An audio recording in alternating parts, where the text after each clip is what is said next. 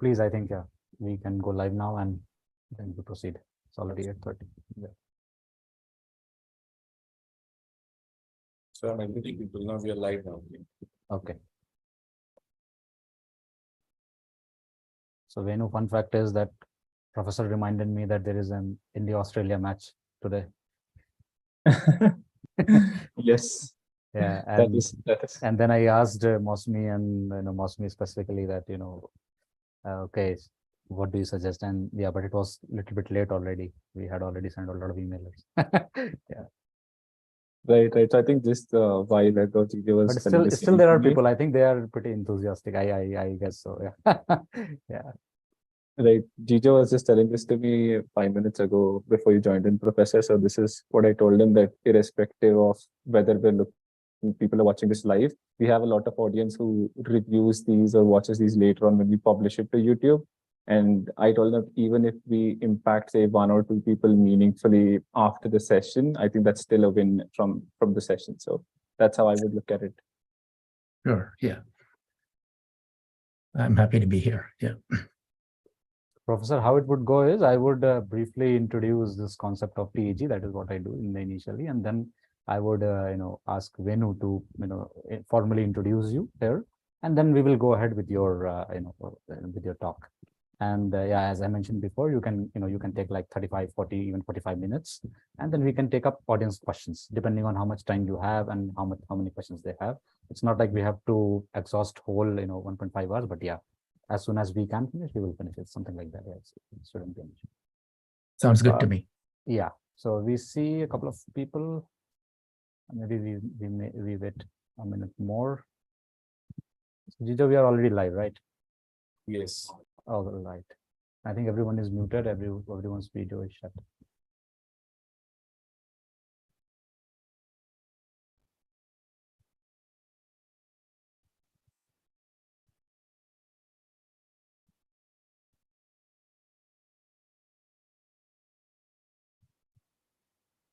Right. I think whether we can make a start. Yeah, sure. Yeah, let's start. So welcome everyone. So I'll briefly talk about this concept of the entrepreneurship Gyan, TEG.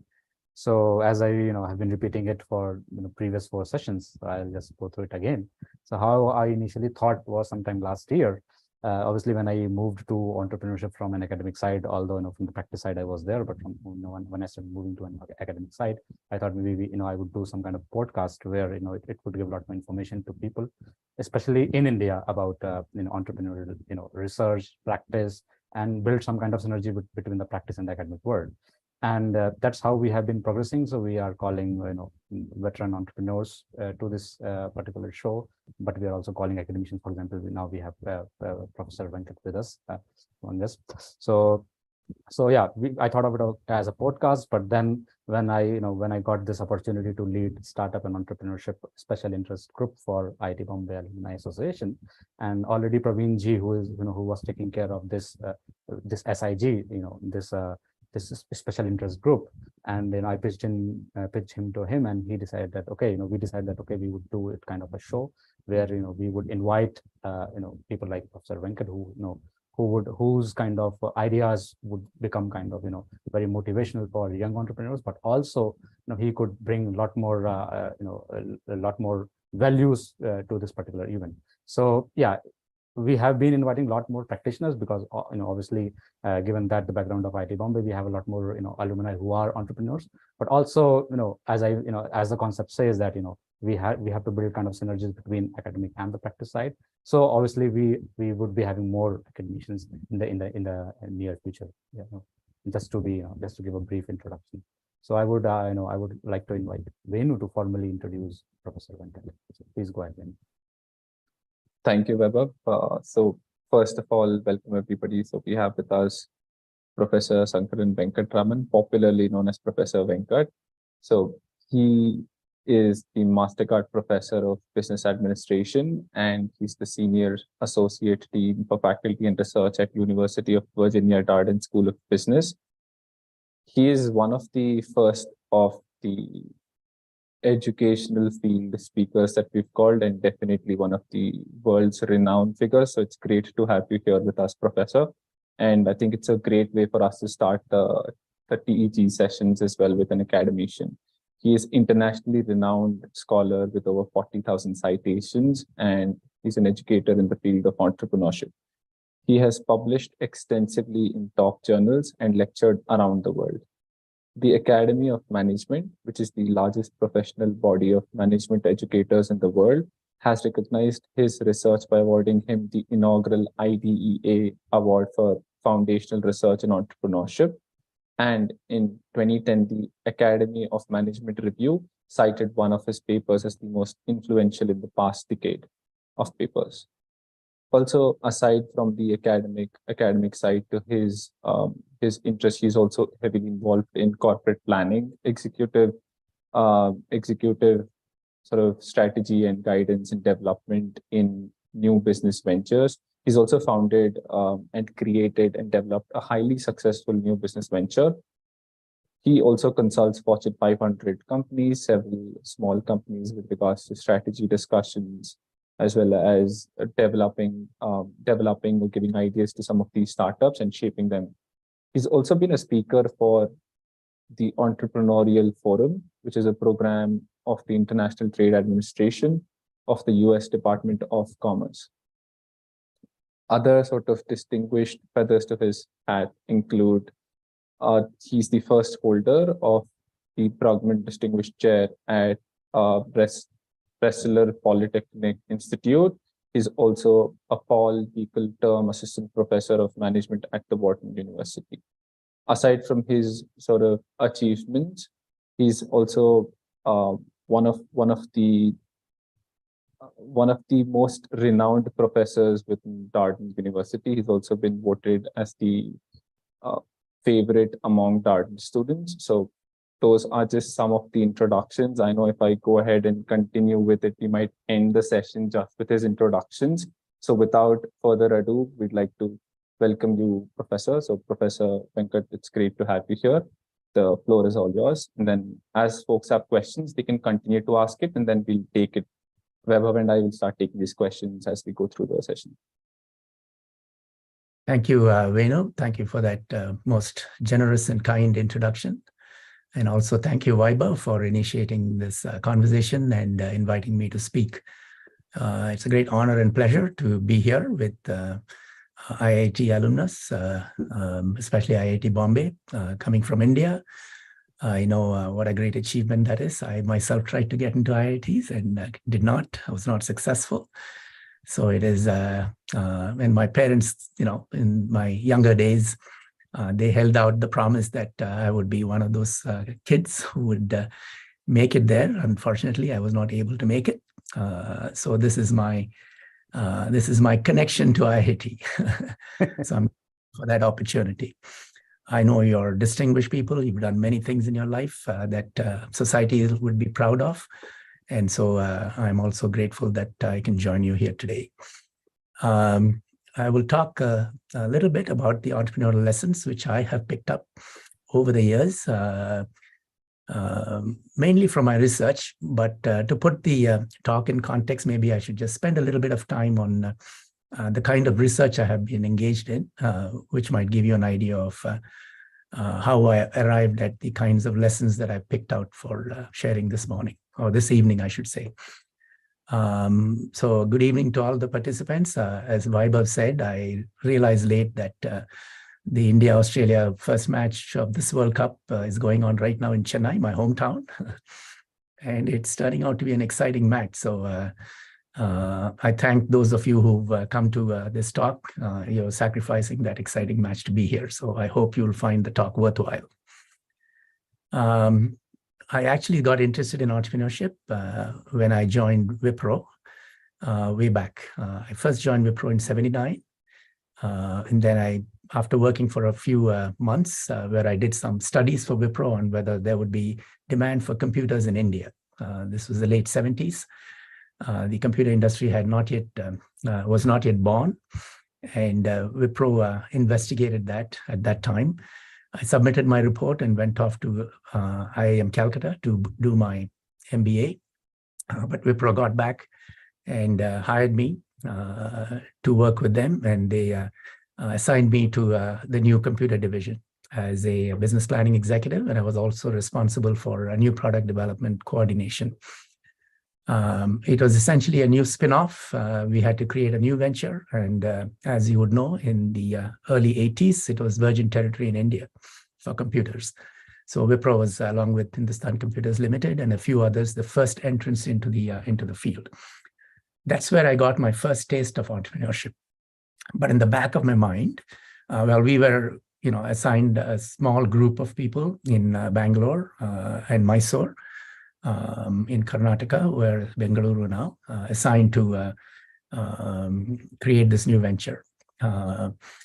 While doing that, I was always interested in academics. I had in the back of my mind that one day I would do a PhD and study and learn. But the experience in Wipro gave me clarity. I became interested in entrepreneurship, and I wanted to pursue my academic interest as well. So in 1984, I quit Wipro and went to USA to do my PhD at University of Minnesota. And I chose entrepreneurship as my field of study. So that's how it all started. And those days, there was no entrepreneurship major.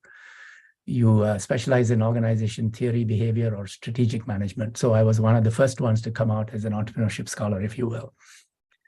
I successfully finished my PhD and started my career. My first research interest was I started my whole journey from Wipro. So I wanted to understand more deeply the challenges of creating a new business, the initial challenges for an entrepreneur. How do you create something from nothing, starting from scratch? So that was my first set of studies. I published some papers there. And after doing that successfully as a professor, I embarked on my second area of study, which was I framed the question as, why are some organizations or some firms more entrepreneurial than others? That is, they successfully bring more innovations and new business into the market. Again, coming out of my Wipro experience as well. So that was my second stream of study. And I found some relationship between the first and the second. I did that for a few years and then turned my attention to the third, linked, if you will, idea.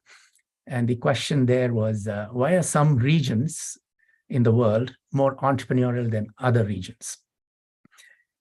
So, I was curious about Silicon Valley, Bengaluru, at least from the tech sector, certain areas of Gujarat, certainly places like Boston, Massachusetts, and other regions of the world, which inherently seem to produce new ideas and new ventures than many other places. So that was the third question. After that, I came back to sort of the startup stage, and I met my wonderful colleague and collaborator and co-author, Saraswati.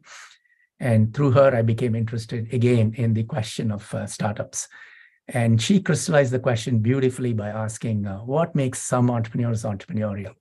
And that is where I rested.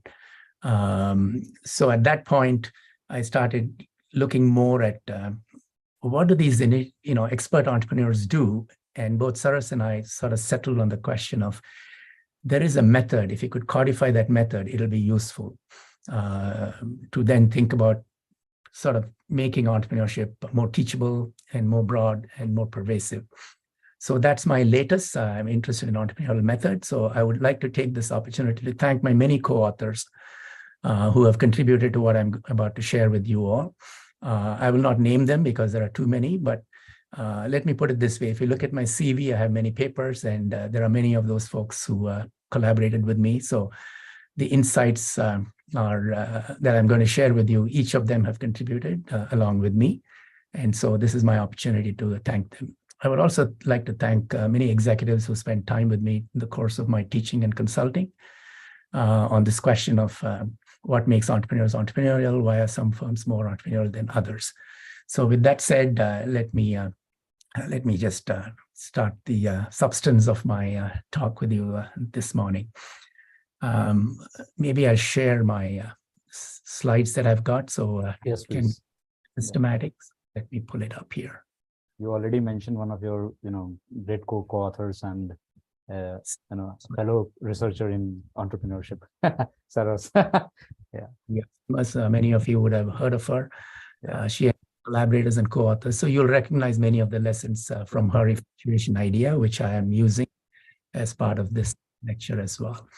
So maybe I should start with the first. Can you see my? Yes, we can see. Please continue. Is it, how is it coming up? Is it coming up as?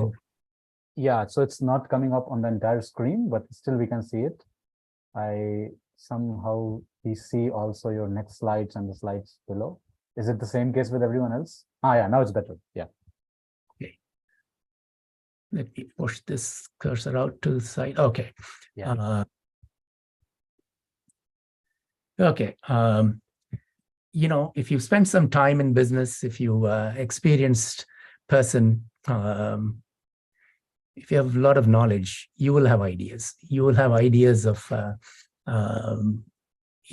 businesses. You'll have ideas of ventures. You'll have things that you could bring to market.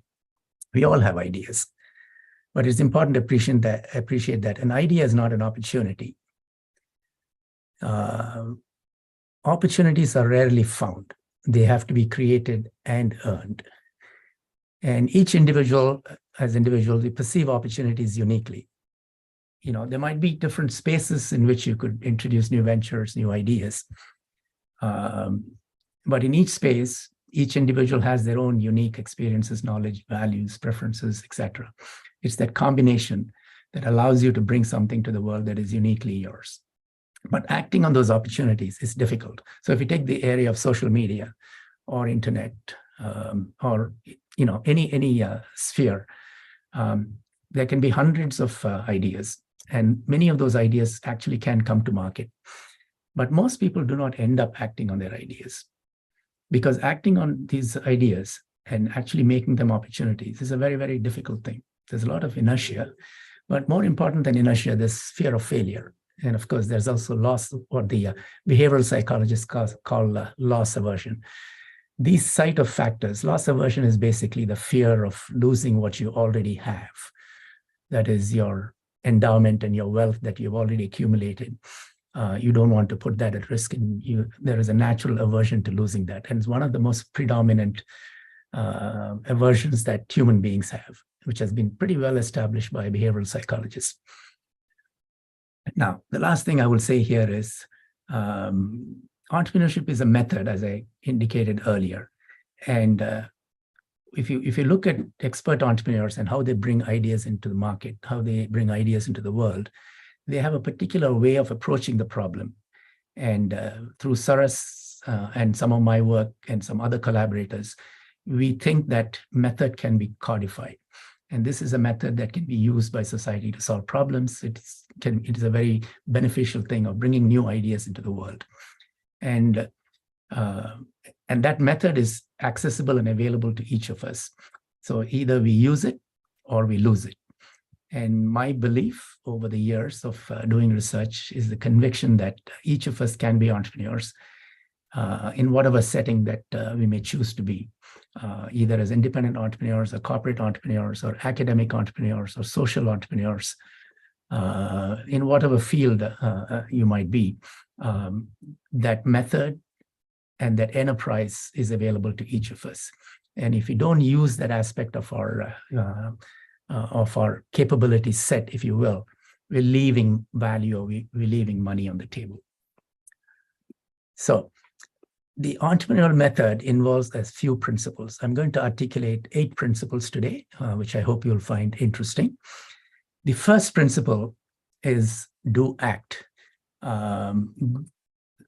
The people who actually get ideas to make them opportunities and eventually into successful business ventures, they take that first step, and that is the step of acting on the idea.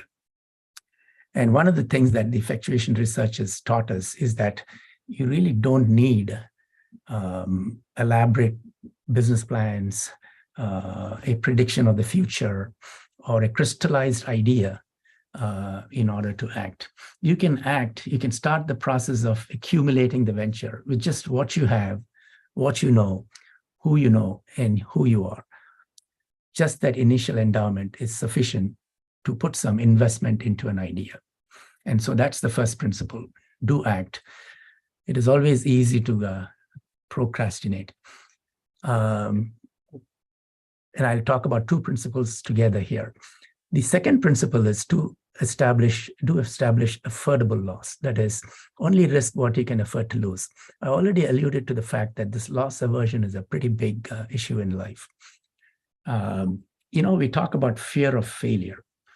It's actually not fear of failure that holds us back, because if you think about it, throughout our lives, we have failed.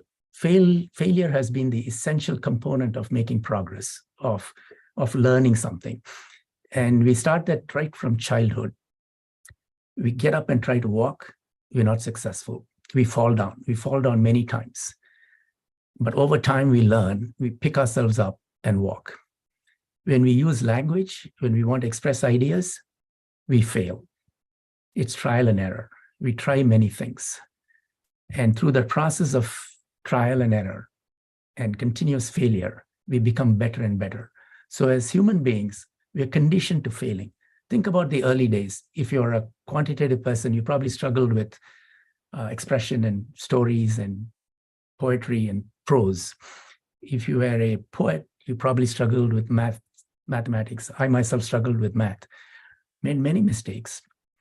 Failure was part of life. And we got over that.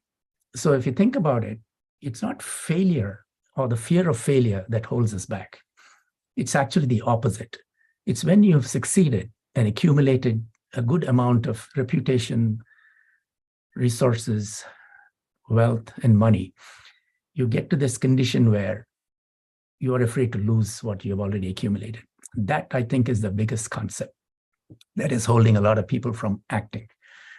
And so this overcoming loss aversion is a big part. Now, if you can establish this idea, which is very subjective, that is, if you can establish your affordability for loss, then that acts as a great motivation for taking action. It biases you towards action and reduces the bias for analysis, because the bias for analysis is really a way of not actually incurring loss.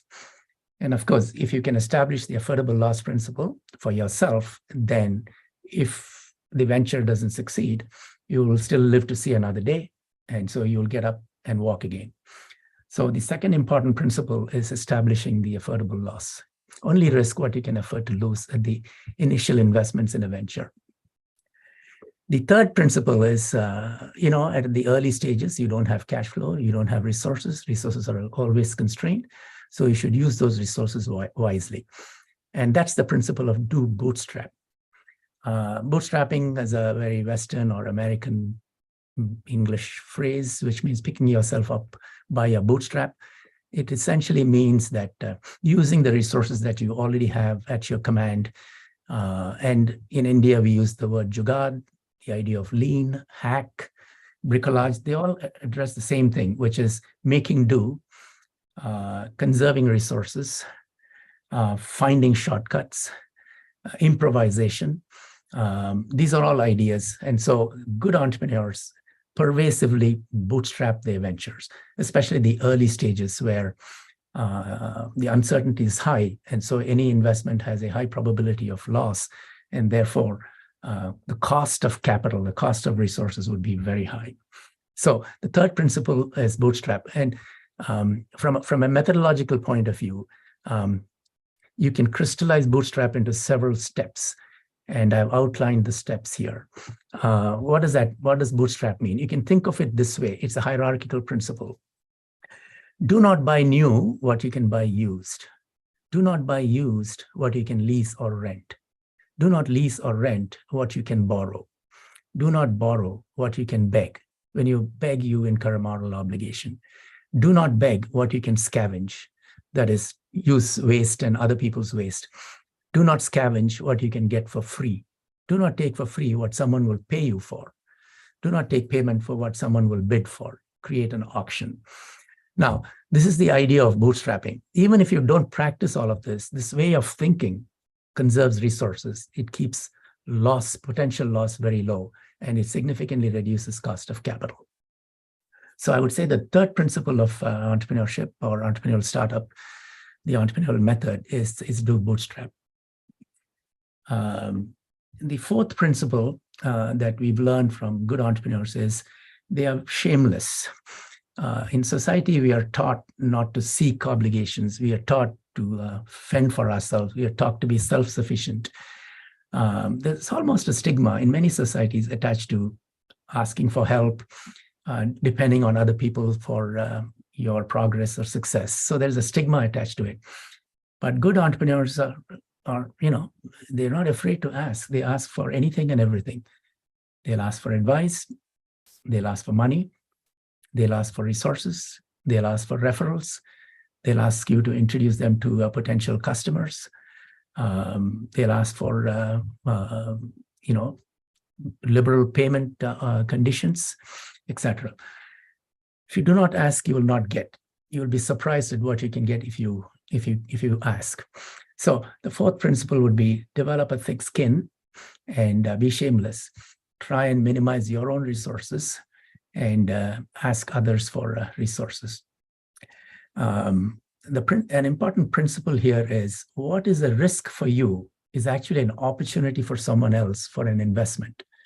There is an asymmetric condition between risk between two different entities. A risk for one is actually an opportunity for another person, because for that person, the risk is the one that they need to include in their portfolio of investments, for example.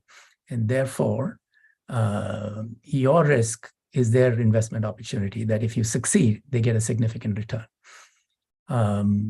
Even from a customer's point of view or client's point of view, your startup venture might be an additional option for them in the future for an important idea or a product or for a secondary supply source, etc. So if you can reframe risk into its symmetric and corresponding component, investment, then it allows you to be more shameless about asking others for resources. The fifth principle is what we would call do leverage contingencies.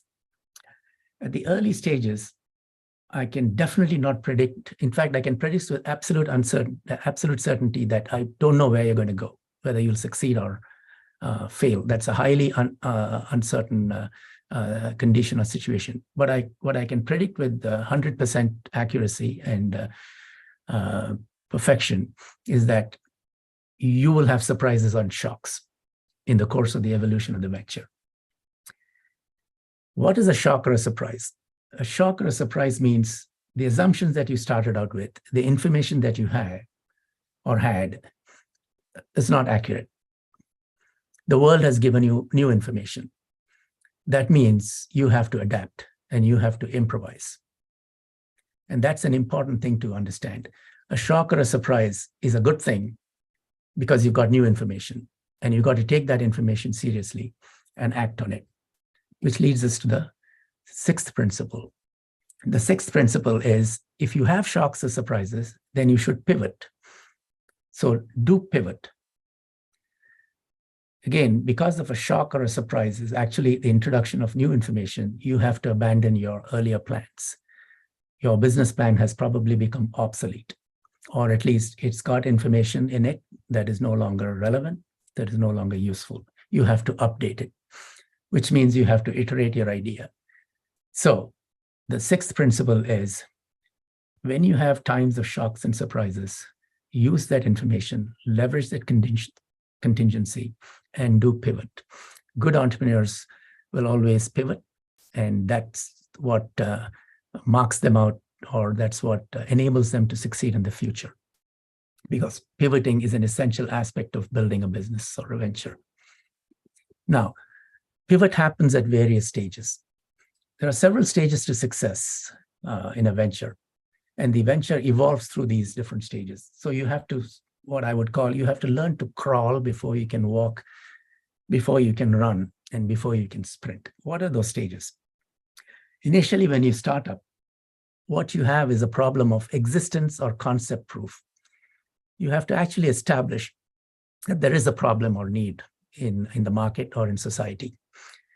So the first question that arises that you have to prove is that, is there really a problem or a need, or can one be articulated? And the second issue related to the problem is there really a solution or a product, or can one be created? So it's really a proof of concept stage. And that's the initial problem. You can't look farther ahead than that. You can have your business plans and things like that, which are much, which look farther out. But if you don't get past the concept of proof stage, you don't get to the next stage. That's the execution. The first execution is establishing the proof of concept. Unfortunately, what a lot of people do is they keep refining their business plan because of this loss aversion, especially when they have some information and data, and spreadsheets are so easily available that they keep refining their spreadsheet rather than actually, going out and talking to clients, talking to potential customers, talking to people, constructing something in their, in America, we would say garage, but whatever is the equivalent in other parts of the world. So that's the first stage. Now, when you successfully have a concept, you then get to feasibility proof. And invariably, when you do the concept testing, you will get new information. You will have a shock or a surprise, and you have to pivot. You get to feasibility proof. That's the second stage. The feasibility proof also has a set of questions that you have to engage in. That's the execution part. Is it doable? Can we do it? Who else do we need in order to be able to do this venture? Actually produce the product, create the logistics required, actually get the products into the hands of the market and people. Maybe this is a doable idea. Maybe this is a good idea, but not for me, not for this team. It's for someone else to do it because they are the ones with the right capabilities. These are the important questions at the feasibility stage. And then the third important market, is there a market? Will someone other than my mom want it and pay for it? It's possible that there is a small market, but people are buying it from you because of goodwill, because of your social capital. And there's not really a large enough market for it. So the second stage of a venture is feasibility proof. It's only after you get through the feasibility proof, you get to the profitability proof, which is the third stage. And invariably, moving from feasibility to profitability, there is a pivot opportunity because you will get new shocks and you'll get new surprises. The venture has to be reinterpreted and reiterated. The third stage is the profitability proof, which is a question of, can we scale? Maybe it is scalable, but perhaps not by us. In fact, when a venture is scalable, it gets visible in the market. People start talking about it, and competitors and others will come into the space. So that means you have to be able to compete. The question becomes, can we win? So it's not just enough to be able to scale it. You have to be able to scale it and win the competition that will eventually occur as a result of that scaling. Invariably, there is a pivot there. Many of you know that often when the venture starts to mature and enters the growth stage, the founders often have to leave the company because they have the skills for founding. They have the skills to do the feasibility aspects, but they are not the right people to grow the venture and take it to profitability or even take it public. Invariably, there is a pivot point there, and there's a change of team, the new people come into the venture, etc. So that's the third, the profitability proof. And once you have a pivot there, you come to the final stage, which is worthiness proof. Yes, it might be making profit, but is it worth all the risk that you've taken up? Is it worth the investment you have put into it? It's the worthiness proof. Is it worth winning? Is it worth winning for us? Is it worth winning for society? Are we better off with the resources having been spent somewhere else? Maybe we should have done some other business or worked for another company. And same thing for society. Is this the best way for society to have used its resources? It's the worthiness proof. Now, the thing is, when we write up our business plans, we invariably anticipate and write up the business plan for profitability proof and worthiness proof. That's putting the cart in front of the horse. Profitability and worthiness is really interesting only after the feasibility proof. So what good entrepreneurs do is they show a capability to stay in the moment, take action, try new things, get the proof of concept, create the minimum viable product, get the early customers. iterate along the process, then worry about profitability and worthiness proof. If you pay too much attention to profitability and worthiness at the early stages, there will be a tendency to keep refining your Excel spreadsheets and build scenarios as opposed to making progress through execution.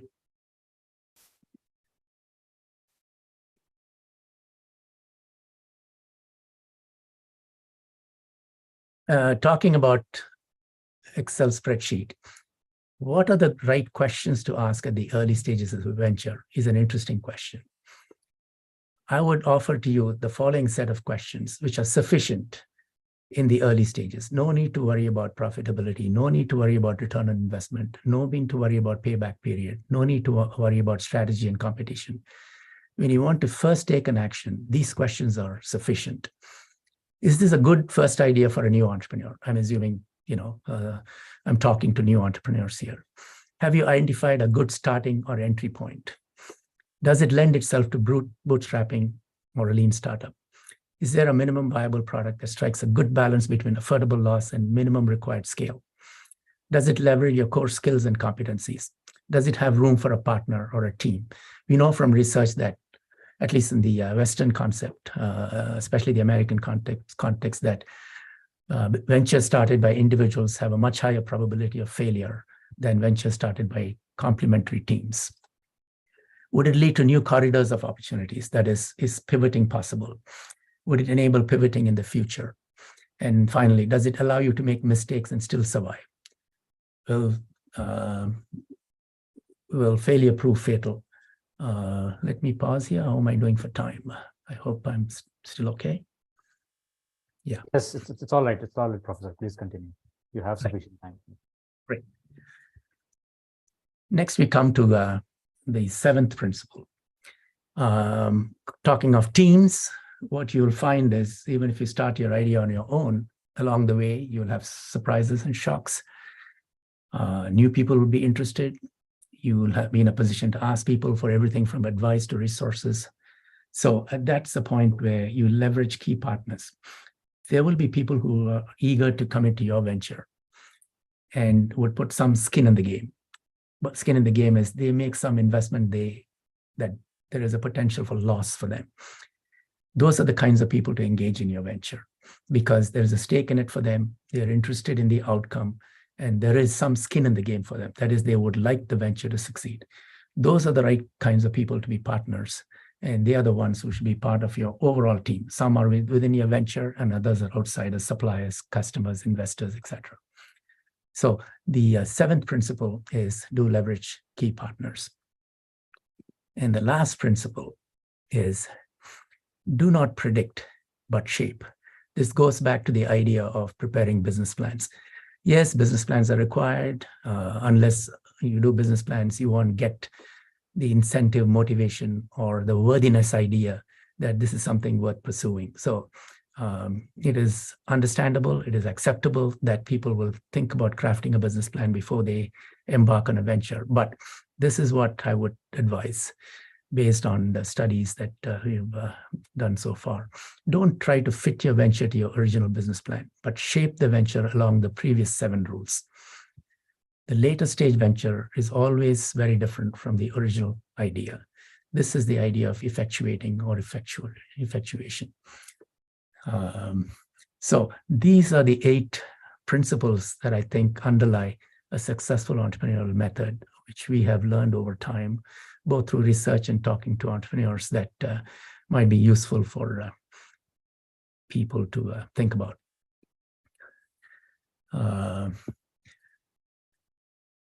I also mentioned, so this is the first question, the combination of what happens at startup, what is the kind of methodology that we can codify at startup.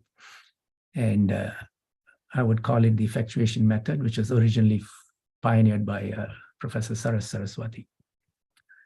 The second question I embarked on was this question of what makes some organizations or firms more entrepreneurial than others. So let me spend a few minutes on that particular question. So what makes some organizations more entrepreneurial than others? I would crystallize this into saying that managers and even firms have two kinds of orientation, or you can classify them into two kinds of orientation. I'm going to call the first orientation the managerial orientation.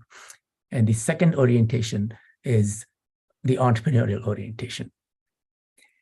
Now, the companies or organizations which tend to be more entrepreneurial than others have an inherent or intrinsic, or they have learned to become comfortable with the entrepreneurial orientation. Whereas the firms that tend to be more bureaucratic or less risk-taking or less innovative or a little bit conservative, if I could use that word, tend to exhibit a dominant managerial orientation. Both orientations are important. In fact, we've learned over time that the managerial orientation is supremely important for running an efficient and effective organization. In fact, the last 100 years, before the turn of this century, was the age of managerial capability to organize and scale large-scale organization. And so that orientation is fundamental to growth and success. But it also has a particular viewpoint or a particular mindset and a way of thinking about problems that gets in the way of creating new things. To create new things, you have to have this entrepreneurial orientation. So again, I've got about 10 ideas here where the contrast between the managerial orientation and the entrepreneurial orientation can be brought forward. In the managerial orientation, the primary focus is on resources currently controlled, whereas in entrepreneurial orientation, the focus is on external opportunity. In the managerial orientation, there is a project mindset. Put all your eggs in one basket and take care of the basket very well. Whereas in the entrepreneurial orientation, there is more of a portfolio mindset. If you want to succeed, then you have to let 100 flowers bloom. But those one or two home runs, or one of those two great flowers, will make up the investments and losses and the risks in the other 90 or so ventures that did not succeed. So you manage a portfolio in order to succeed, whereas in the managerial orientation, you manage a project to success. In the managerial orientation, you want to avoid failure at any cost. Whereas in the entrepreneurial orientation, you appreciate that success requires failed trials. That is, success is a result of trial and error. In the managerial orientation, you want to win at any cost because the whole idea is to win in a competitive market. Whereas in the entrepreneurial orientation, failure comes with the territory. So you have to fail fast, you have to fail often, but you have to fail smart. That means you learn from your failure and make progress, and you have to fail cheap, or you have to fail in a way where you fail below your affordable loss. The managerial orientation, there are inbuilt incentives for growth. Growth is the real issue here. Whereas in the entrepreneurial orientation, it's learning. You want to learn about new territories, you want to learn about new domains and new markets. The managerial orientation, the bias is towards making large investments. Small businesses do not solve the growth problems of large companies. So the managerial orientation is the larger the investment, the better off you're going to be. Whereas in the entrepreneurial orientation, you make little bets, you constantly experiment, you test hypotheses. It's a hypothesis testing mindset. In the managerial orientation, you ask, what is the ROI? Return on investment is a key metric. Whereas in the entrepreneurial orientation, the question is, what is the affordable loss? In the managerial orientation, I would rather not invest in a potentially good idea rather than persist with a potentially bad idea. That is, beware of false positives. I do not want to make type 1 errors. Whereas in the entrepreneurial orientation, you embrace false negatives. I would rather persist with a potentially bad idea so that I do not reject prematurely a potentially great idea or a home run. I would embrace type 2 error. The managerial orientation, I would like to grow it alone. I want to control the venture. I want to keep as much of the pie for myself. The entrepreneurial orientation tries and distributes risk, gets others in. Partnering and collaborating is the route to success. The size of the pie is more important than the slice of the pie. In the managerial orientation, there is a natural bias towards predicting and forecasting because you're already in a bureaucratic environment. You have a lot of information, and therefore you can do the spreadsheets and you can have great certainty over your projections.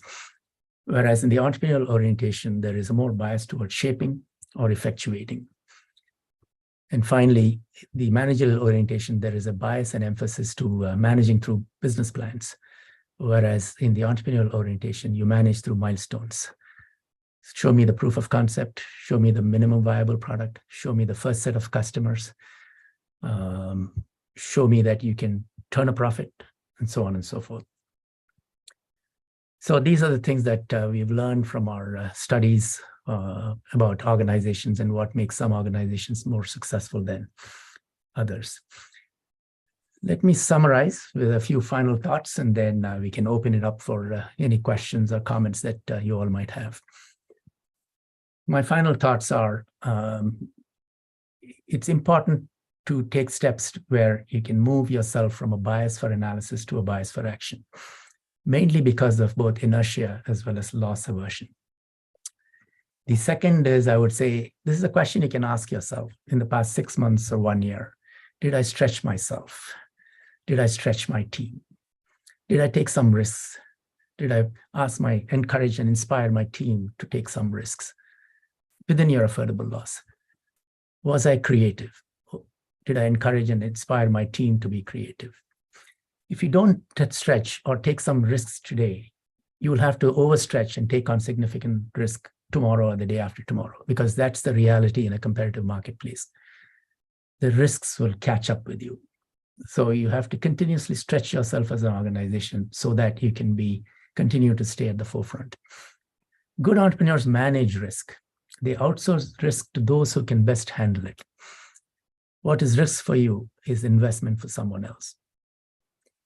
Good judgment comes from, I like this saying, I think it's from a prominent trader in Mumbai. Unfortunately, I've forgotten that person's name, but I would like to acknowledge this wise comment from that trader. Good judgment comes from experience. Experience comes from bad judgment. If you make or allow your team to make small errors today, you will avoid the big errors tomorrow. Become ambidextrous. Both managerial orientation and entrepreneurial orientation add a lot of value. If you can be good at both, then you are ambidextrous.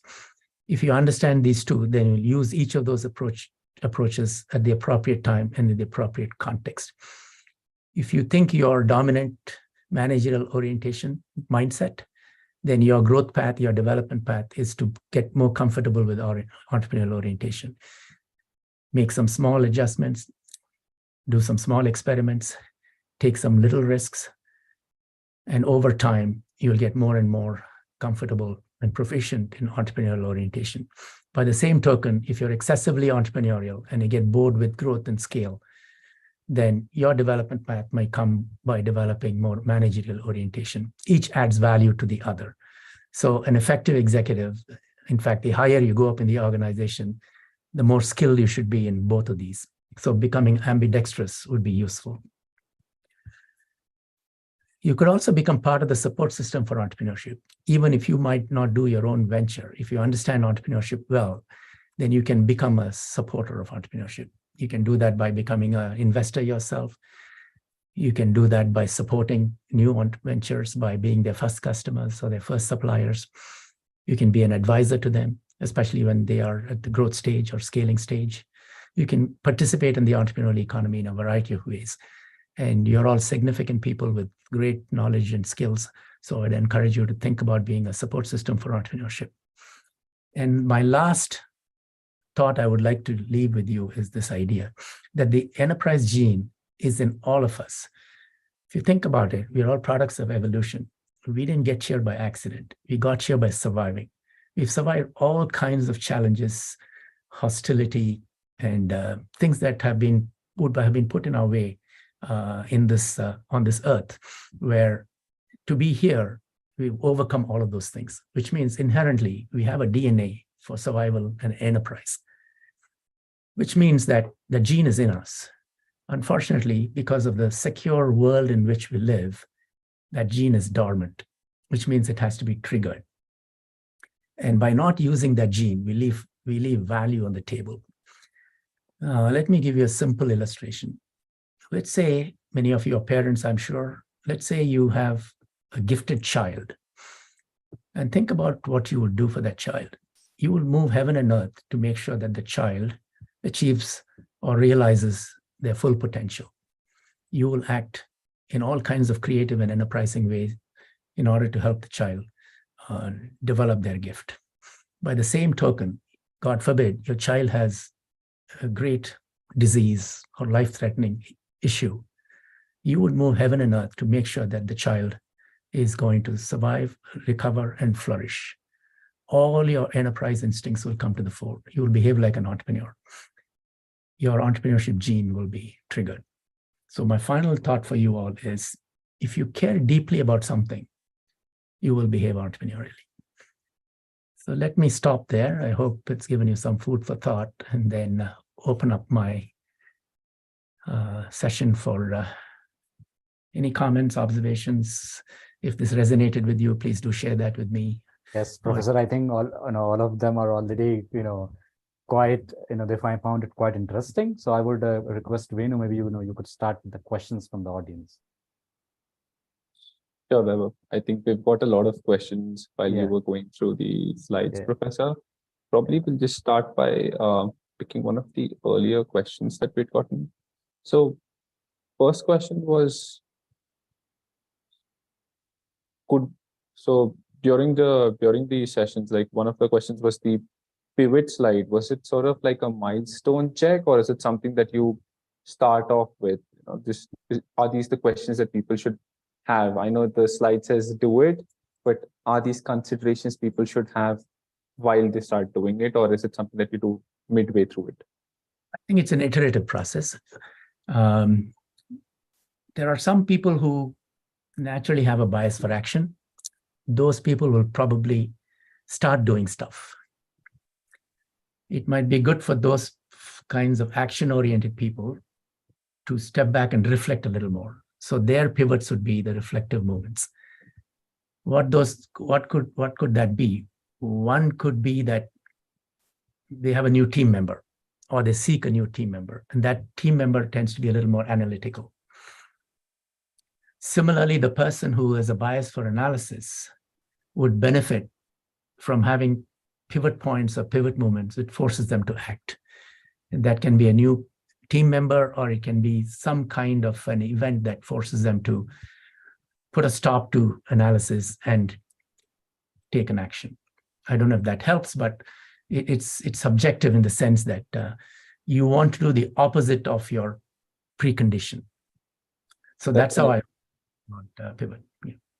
That's an interesting take, Professor Venkat, because I think when you look at it, like I think this adds to the adage, right? Like one size fits all doesn't work in life, and this definitely makes sense, because if somebody's sitting on an idea, a lot of people tend to get fantastic ideas, and they don't do anything about it. Personally, back in 2007, I got this idea of a cab aggregator, and then a few years later, I see Ola and Uber happening. So I'm sure people in general have a tendency to do similar things, like they get fantastic ideas. But just how do you understand, and this has been one of the questions, how do you understand that there's a market for such ideas? Like, is this going to be viable? How do you get some of those foresights? Because a lot of people, when they start off with the entrepreneurial journey, they might not know a lot of it. And there are few people that they know whom to reach out to with regards to advice. Although that tendency is slowly changing with a lot of advisors and mentors, but still that's something that, how is this idea going to pan out is a key question that people have. So any advice on that? Yeah. Well, today we have a lot more resources and institutions, if I could use that word, to help us become entrepreneurs. The sooner you engage with people, because at the end of the day, markets are people, money is people, employment is people. So the more you engage with people, the better off you are. Which means that if you have a network, talk to your friends, ask them to refer you to somebody they know who would value this particular idea or who has a problem that this would be a solution to. That's putting some investment in the idea and making it an opportunity, right? And you're from IIT Mumbai network and probably a larger IIT network. You can't get a better network than that in the world. There will be someone who knows somebody who is interested in that problem or who's already working on something similar. That's how you make progress. What might happen through that process is pivot points might happen. They might give you an idea which is different from yours, or they might ask you to investigate something, or they might give you a connection to someone else, which will allow you to make progress. In fact, that might be the way through which you can get your early investment too. Because the client has a problem, is a potential customer. They need to solve the problem. They cannot do it on their own. Here is somebody who's offering something that might be a solution. They might give you that initial investment. They might even promise to be a first customer if you can develop a minimum viable product. But now the minimum viable product has a context. It has a purpose. It has a use. You'd rather develop the product for that use than something abstract in your spreadsheet. Saying this is the market, these are the needs that they have, and therefore, this will be the theoretical model of my product. This is a far better way of approaching it. So the other institutions are accelerators, incubators, and things of that nature. A lot of universities have them. IIT itself has it, I'm sure. So if you're genuinely interested, don't have to give up your day job. You can still, set up some kind of a shop, so to speak, in one of those incubators and start the process. What happens is when you get to an incubator, you're already in an entrepreneurial network. You'll start to meet people who are relevant to your problem, relevant to your ideas and things of that nature. You're sort of self-selecting a universe which will allow you to make progress. I hope that is helpful. Professor, that is interesting. In fact, because you were mentioning about IIT Bombay network and the larger IIT network, which we call in India as Pan IIT. In fact, there is a body in US as well, Pan IIT US network as well, which is working. And by the way, we are just going to have this this event very soon in Bengaluru. The name of that event is also Pivot, by the way, and that is the same basically. That is Pan IIT World of Technology, and there are a lot of entrepreneurs will be coming together and building the same kind of network what you were just mentioning. I just took this opportunity to kind of focus on that as well. That is pretty much into the picture. But then the idea is that people know it, people access it, people utilize it, and understand that how these networks could help them possibly. That is something moving in that direction. Clever title. So that is the title, by the way, Pivot. Yeah. Okay, so the next question is from GS Rao, rather a comment, but I would like to elaborate briefly on that because I have been following your research, so I'm aware that that is something you can focus on. So the comment is that your opening ball idea is not an opportunity, got me out with a hit wicket. I thought the idea is what triggers the entrepreneur journey. So we had, for example, very recently we had Kamal Rekhi ji. He's a veteran entrepreneur from IIT Bombay, and he was the one who established Kamal Rekhi Institute of Information Technology at IIT Bombay. And he also mentioned the same, that idea is nothing basically. How you implement is the key thing. So maybe you would also like to elaborate from your research perspective that what is the key difference between idea implementation and how does that that ecosystem or role plays there? Well, if you think you have to have an idea to become an entrepreneur, then you've already lost the game. Okay. All right. An entrepreneur. Because every venture, very few ventures are independent entrepreneurs. Almost all of them have teams, which means you don't have to have an idea to be an entrepreneur. You've got to be in the middle of other people who have ideas. That's one. Second, you don't have to be an independent person to be an entrepreneur. You can be an entrepreneur within the large company. Companies have ideas. There might be all kinds of things within the company, within the organization, which might be a spark for an entrepreneur. In fact, that's the best way to become an entrepreneur. Do it on OPM, we call it, other people's money. There's nothing wrong with that. Learn to become an entrepreneur on other people's money. That is, join somebody else's venture. And you don't even have to do it full time. Be an advisor, help them in the evenings, do some work for them. You might be able to offer all kinds of value to them, but participate in the process, learn through that process. And maybe one day you'll be ready to have your own idea and become an entrepreneur through your idea. Make your mistakes in the large company, take some risks. What is loss aversion? The loss aversion in large company is, oh, I lose my name. I lose my title. I lose my reputation. I lose my brand. There will be a, you'll go down the ladder before you can go up again, right? Those are the losses in a large company. That's the loss aversion.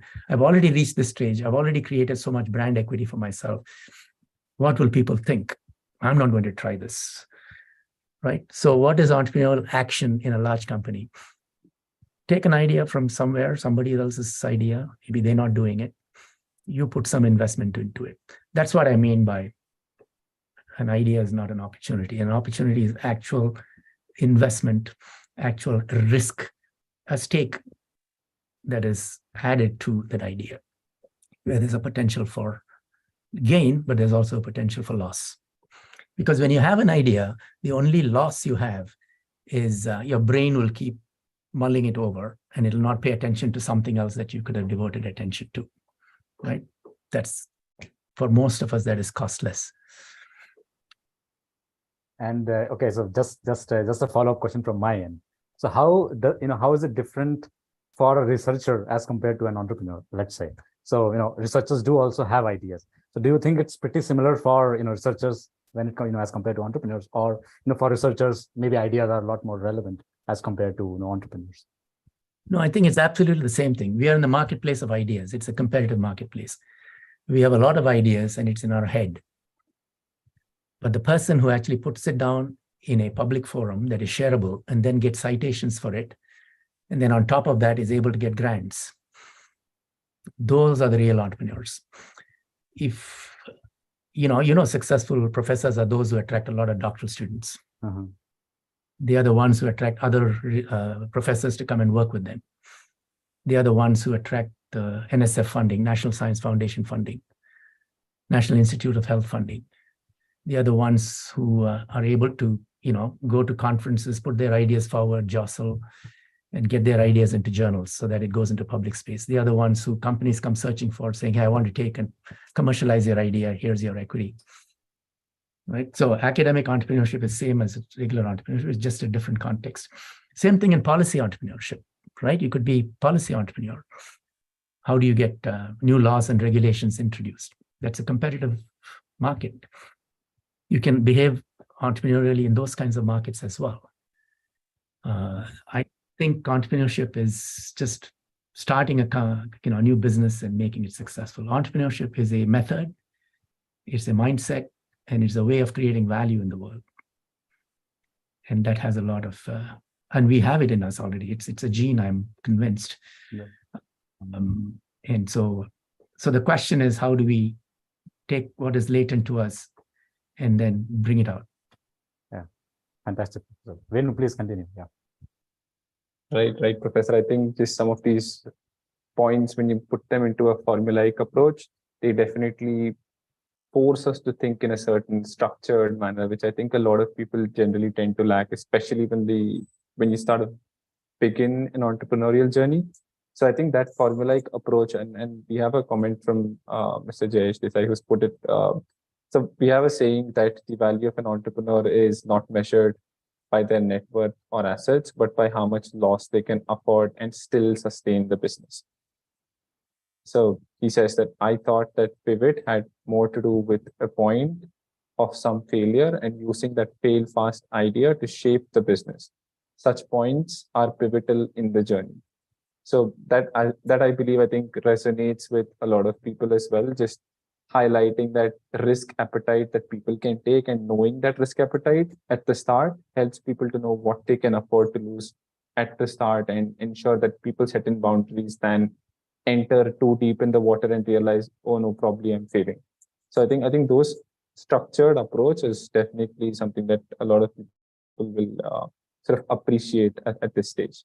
We have a question by Mr. Pawan, who's Excited to that as well, Venu, that I'd like to mention. Yes, Yes, or realizing your affordable loss might be a source of pivot, might be a point for pivot, that, or the impending failure might motivate that. But the other side of it is success can also be a pivot point. For example, and failure may have nothing to do with it. I'll take two great examples, both Apple and Microsoft, where their pivotal moments had nothing to do with failure, but a new opportunity coming up. In the case of Apple, the pivotal point was when Steve Jobs demanded to be given a demonstration in Xerox PARC.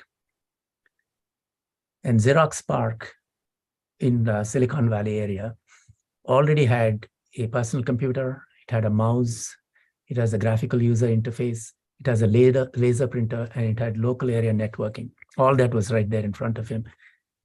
And a lady engineer was forced to give him a demonstration. At that time, Apple's idea was still very rudimentary and basic. It had a keyboard and a screen and some coding. But when Jobs saw the graphical user interface, the mouse, he focused on that. And that was all he paid attention to. And he said, that's what we need to do. We need to be able to use the graphical user interface to make this conversation between the human being and the computer easy and straightforward. That was a pivotal moment. The world is different because of that moment. Xerox PARC never brought a computer to the market, never brought a laser printer to the market. They also had PDF. The Adobe PDF, the engineer was working in Xerox PARC. He came out of Xerox PARC in order to commercialize his idea. Local area networking. So the rudiments of internet was already there in Xerox PARC. They didn't bring to the world internet. Same thing with Microsoft. IBM went to Microsoft and asked for an operating system. They didn't have one. So Bill Gates turned them away. They had basic compilers and they were doing compilers at that point in time. And so IBM went to Silicon Valley, went to talk to somebody else. And that person goofed, did not grab the opportunity for an operating system, and made a big blunder. And so IBM went back to Bill Gates and said, hey, will you develop a new operating system for us? And Bill Gates said, okay, we'll try. And then they went in local Seattle area and started looking for who might have an operating system. And they found one very rudimentary operating system called DOS, Desk Operating System. And they paid $50,000. And the rest is history. They converted that to MS-DOS and sold it to IBM. Didn't sell it outright. They took royalties. Again, the world is different. Now, those are pivot points, but they're pivot point, nothing to do with failure. They were just opportunities that came by because of what they were doing. And remember, Apple's pivot point, Steve Jobs' pivot point came by do ask. He demanded to be shown a demonstration. But Professor, I think that is also connected to the previous question that, you not necessarily need to have an idea. For example, somebody came to these guys with some problem and they were just trying to solve that particular problem. They didn't have an idea about it, but just for finding the solution to that problem, they came up with this entrepreneurship or this business in general. So both kinds of entrepreneurship is possible. Problems looking for solutions, solution looking for problems. Fantastic. We need to restrict ourselves. right. And aptly put, the first sort of formulaic approach was to it. So that makes sense, right?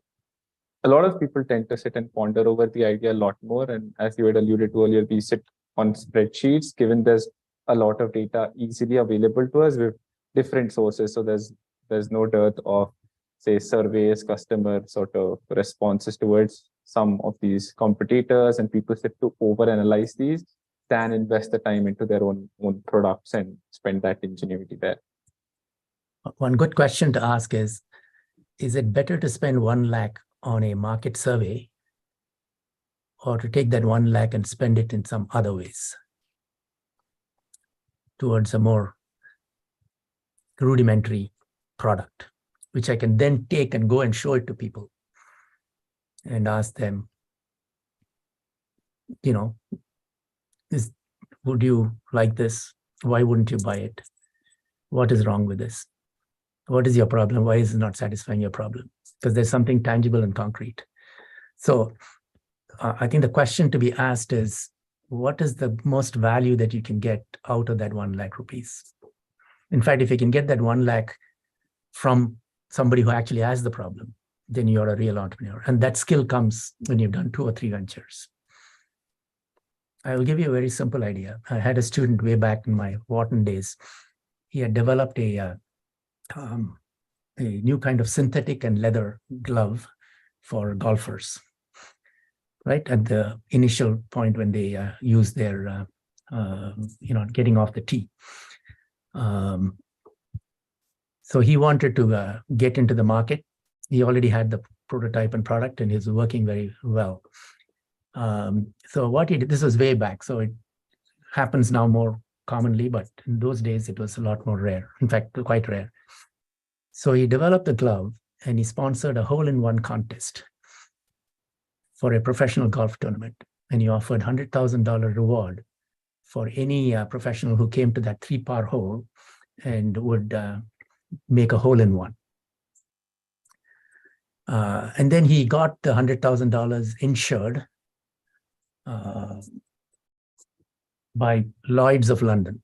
Lloyd's of London does these kinds of idiosyncratic one-off insurance. So he got it insured for how much? The amount is not important. I think $5,000 or something like that. So he got it insured for $5,000. That the probability of a professional acing a hole or making a hole-in-one in a 3-par hole is 1 in whatever, 300, 500, even lower odds. So he got that insured. Now, every time a marquee player, a prominent player came to the hole, the TV station that was covering would cover this reward. Now, the TV station gave him about 25 minutes of coverage over those 4 days. 150 golfers came to the hole each day for the first 2 days. That's 300, and 50 golfers in the last 2 days. So there were 400 visits to the hole. So during those 400 visits to the hole of several people, big name players, he got coverage. He got 25 minutes of advertising coverage. Now, the tournament was sponsored by a prominent company, and they paid for $430,000 for coverage. So he got $430,000 worth, and they got 25 minutes of coverage. So he got $430,000 of free advertising, for which he paid $5,000. Fantastic. Nobody made a hole-in-one. What is the principle of this? The principle of this is he found the right party to take the risk for advertising. The value of advertising is $430,000. He created a particular mechanism by which the person who could actually carry that risk was a TV station, so to speak. It was no cost for them. So what is a risk for you is an investment for someone else. Fantastic. And his was $5,000. Now, what has he done? He has applied several principles. He's taken the risk as he's broken it down. The first principle of risk is, first question to us is, can this risk be insured? The second question to ask is, can this risk be shifted or shared with someone who is better able to bear it? Then you have to think about, when is the risk an investment for someone else?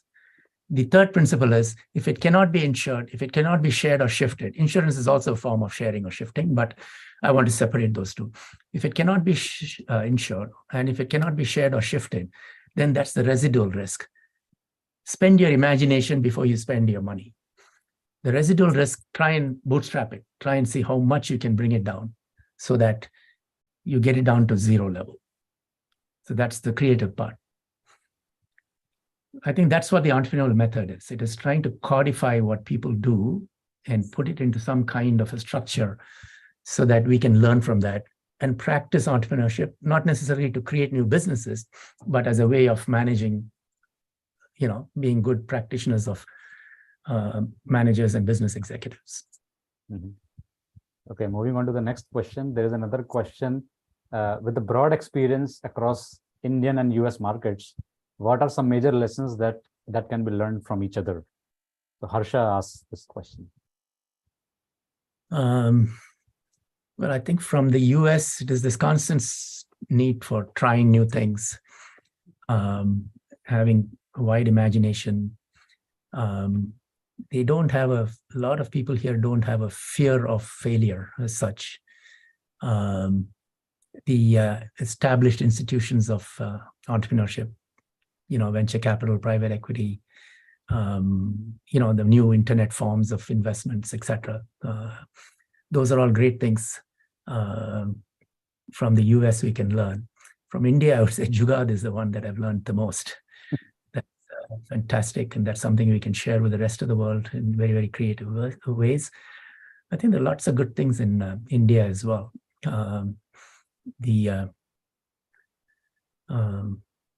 Places like Pune and Bengaluru and others have become so entrepreneurial. And that's, I think, there's also a lot of traffic between India and USA. That's another positive thing that has happened. The other thing that is happening in USA is this idea of entrepreneurship is being taken to school level. Uh-huh. Schools are beginning to teach principles of entrepreneurship. Mm-hmm. Mm-hmm. I don't think India, we are still doing that. We are starting with Professor. In fact, the inaugural session of this Entrepreneurship Gyan was taken by the first mission director of Atal Innovation Mission. And they are starting to create tinkering labs and sort of those kind of things, both in the undergrad programs around within India, but also taking to schools and other institutions. Yeah, primary school, yeah, and middle yeah. school. Yeah. So they're taking it to high schools and stuff like that. Maybe it will take a little bit more time to go to junior school. That's the big promise in the future. Yeah, It's because we've done a lot of things. We've learned from each other. The big promise, taking this idea of entrepreneurship, in particular the entrepreneurial method. Why do we teach mathematics to even kindergartners? We don't teach mathematics to human beings because they're all going to become mathematicians. Why do we teach the scientific method, this idea of hypothesis and testing hypotheses, to everybody? We don't do that because they're all going to become scientists. We teach it because that's a part of being a human being. I think the entrepreneurial method is also part of being a human being, because the entrepreneurial method tells you how to investigate in unknown spaces and make that a concrete reality. So if you think of it that way, then this is something that can be taught to everyone. Yeah. And I think this professor on that as well, like the previous session we had Dr. Preet come in from one district, one product initiative scheme from the government of India. And then this was a similar question that I'd asked him, saying if we could sort of nudge people at the grassroots level, be it in, say, rural areas or tier 3, tier 2 cities of the country, that would sort of create a cascading effect. Now, what he had mentioned was we are still sort of a work in progress, because via sort of their initiative, they start looking at the untapped markets. But again, that sort of a change is something that will come in the years to come. So I think I would keep a very positive outlook, as most people would sort of want to, get into this venture across different areas, start with new products. So that's something that maybe something we could look at in the future. I think, Venu, there are other questions as well. For example, I see one question from Shantanu Roy. Shantanu, yeah, we should take that. Yeah, so, please. Professor Shantanu is asking, there's been a lot of talk about MVP. What are your perspectives on it? I will confess I'm not an expert on MVP, so I shouldn't stray far beyond my area of expertise. In certain contexts, I think minimum viable product is a good one. And there's a popular saying that don't let perfection get in the way of progress. I think when perfection, let me put it this way, MVPs are very useful in contexts where you don't know the problem or the solution clearly. When the problem is well known, right, the MVP may be less valuable. Or when the solution is well known, MVP might not be very valuable. But in those middle spaces where you have a you don't have clear understanding of the problem, where you have to define it well, where you don't have a clear understanding of the solution and you have to define it well. Those kinds of places, MVP would be very useful. I actually have a slide which might help in this regard. Let me see if I can open that slide. Just give me a moment. Yeah.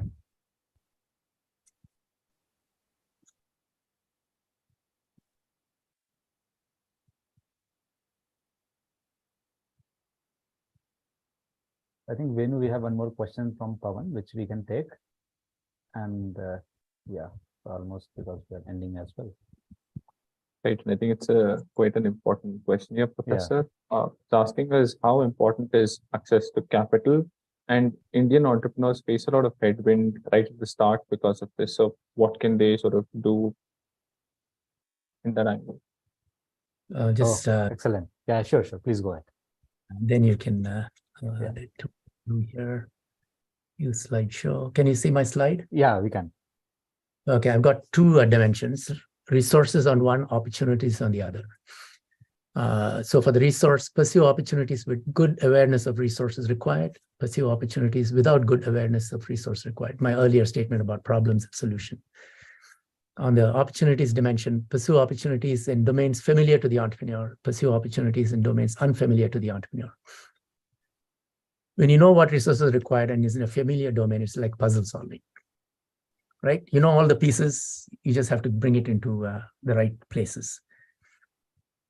If you don't have good awareness of resources, but you know this, it's a domain that is familiar to you. So this is like mystery solving. You know who done it, you know who the murderer is, you just have to solve the mystery. You pursue opportunities that are unfamiliar to the entrepreneur, but you have good awarenesses of resources required. This is like effectuating. Be open-ended about final outcomes, but start with resources currently controlled. Do an MVP here. You have your resources, you know what resources you have, craft an MVP here, and then take it out to people and say, what do you think? And the last one is serendipity. Somebody may come to you with an MVP, and maybe you are the one who's going to give the solution. Or somebody may come to you with a problem, and you create something for that. It falls in your lap. This is the example of Bill Gates with the operating system, right? So this is an example of that. Okay, we can get out of here.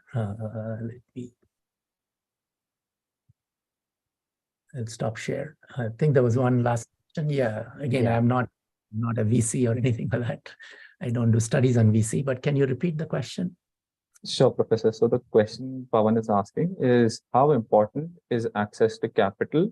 And Indian entrepreneurs face a headwind right at the start because of this. So what are the mitigating actions or strategies that they can involve to work around this? You should never raise capital when the level of uncertainty is highest for your venture, because the cost of capital will be very high, and therefore the hurdle rate is very high.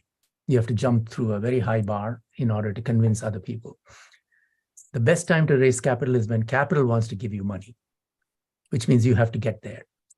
That is a milestone. The best time to raise at the early stages, when the uncertainty is high, you want to rely on your social network, because at that time you need what is called goodwill capital. The capital that is invested there is not invested because of the idea. The capital that is invested there is because they want to help you. That's the goodwill capital. It's a social capital. They want to see you succeed. The early stages, the right capital source is what we call the F network. Founders, family, friends, and fools, right? At the early stages, it's the F network that is the appropriate. You use that in order to make progress in the venture. If you can use that capital to get up to the point of showing an interest in the market from early customers for your minimum viable product, then the professional capital will get interested. That's the time in which to raise money. Cost of capital will be low. It'll be easier to raise capital. You'll have people to, vouch for you, refer you. You might actually have some early customers which will help you So the first stage is F network. The second stage is people who actually have the problem, either suppliers or customers who actually have the problem. They are the ones who are most likely to give you the investment because they want to solve a problem. So the second stage of capital should be those who actually have a genuine problem and want to see solutions for the problem. They are the easier ones to, and they will not ask high equity stake and things like that. F network never asks for high equity stake, so you can retain a lot of the equity stake, don't get diluted. People with problems want solutions. They don't want necessarily equity stake. So that's the second stage of capital. Successfully get through stages, then the conditions are right for investors to invest in you. Which the third stage would be angel investors who are not organized capital, but wealthy individuals who are looking for who are either genuinely interested in promoting entrepreneurship or who are looking for returns that are better than what they can get in the equity markets, stock markets, or banks and other such sources. That's not to say it's easy, but it's a structured way of thinking. Coming back to Venu's point, I can only give you structure. I can't give you solutions. I think, I think Professor, all of, I think most of them might not be following your, academic research papers or things like that. But because I've been reading, so I understand, how you have, put efforts across the years to kind of codify that, or, to make certain frameworks, to do that same what you have been mentioning. And a lot of people might be thinking that, this is maybe coming from, just by your consulting experience or things like that. But just to mention that it's not only his consulting experience, rather also, his experience of deep research and, which requires a lot of data, a lot of qualitative, quantitative understanding of the problem. So it's not only the consulting experience that he's talking about. Yeah. I mean, we know that, Vaibhav, you know very well the role of social capital. True. I do understand, no, but a lot of people, for example, are not following academic research, of entrepreneurship. So that's why I wanted to specifically focus on that as well. That that is one, just one dimension that his experiences with the consultants or with entrepreneurs and things like that, but also deep academic research as he was presenting or started with. So I think we are just there. So the final question from my side, would be, that is where I got in touch with you. So where do you think is this, entrepreneurship research is heading to? So where are we heading? What are the things which, my kind of generation should be focusing on as far as research or practices to be considered? Yeah. Please, your final comment. Yeah. True to my preaching, Vaibhav, I would say, do not predict, do not forecast. All right. Perfect. What I am personally interested in codifying entrepreneurial method in a way that can be used in a structured way by the. I know that is not a satisfactory answer to you, but the answer there is I'm predicting that the entrepreneurial method would be a big part of. Yeah. Yeah. In fact, I have been trying also to understand why, for example, certain ventures fail and others do succeed well. So it has a lot to do with what you have been mentioning. But yeah, to understand factors in a broader way and quantify them and build a framework requires a lot more kind of understanding, which I have found has been kind of not been studied in certain markets. For example, emerging markets could be one, but otherwise in general as well, still people are not very clear why certain companies may fail, while others, very similar countries in some markets, will still do pretty well. So that is, for example, my what's why I've been focusing on. Yeah. Method of codifying cannot guarantee success. All it can, if you can minimize loss, that is equally valuable. Yeah. Even cannot guarantee success. So I think there are two parts to it. So yeah. So Venu, I think you can finish this is to say, if you gave me a large group of IIT Mumbai, Pan IIT talent, gave each person 6 or 7 trials, I can guarantee success. But if you gave each person only 1 trial, I cannot guarantee anything.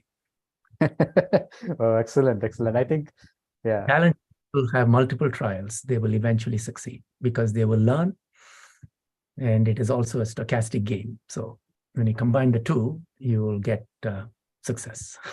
I think that to end on, right? Yeah. So Venu, I think maybe you could just give your final comments, and then I will say my final vote of thanks. Yeah. Sure, Vaibhav. I think just sort of towards the end of the session, I think through the session, we've learned a lot. Professor Venkat, I know a lot of people here are sort of aspiring entrepreneurs, if not already in the field. They at some point of their time in their life want to do something entrepreneurial. One of the eye-opening thing that I think a lot of people will realize is you don't really need to start your own venture to be an entrepreneur. You can work in a sort of startup, you can work in a big established organization and still do something entrepreneurial. I think it's the mindset change, following some of those thought processes. I think those guidelines that you've kindly enumerated, I think just asking those kind of questions sets you in a sort of a direction that I think will yield a lot more holistic results.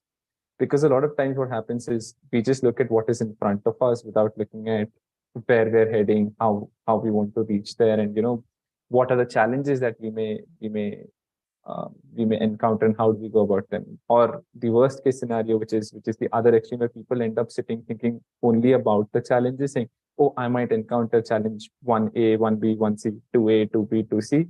These will be my approaches to them without actually doing anything. So I think when you start looking at all of these and put all of that into that amalgamated formula of 8-step approach that you'd put together, I think that sort of just opens your mind up to a lot of these key considerations, which one would, make in life. It doesn't just have to be a startup, but I think definitely it's a sort of structured way to head towards a startup. So thank you for taking your time out and going through these in detail with us. I'm sure a lot of people, and we can see that in the comments as well, appreciated this and were glad that they, left out the cricket match and attended this live and were able to ask their questions and get some of those details clarified. So thank you for attending, and thank you for the time that you've invested in this session. Yeah, just I think already time is over, Professor. So I would just take this opportunity to thank you again for your precious time spending with us.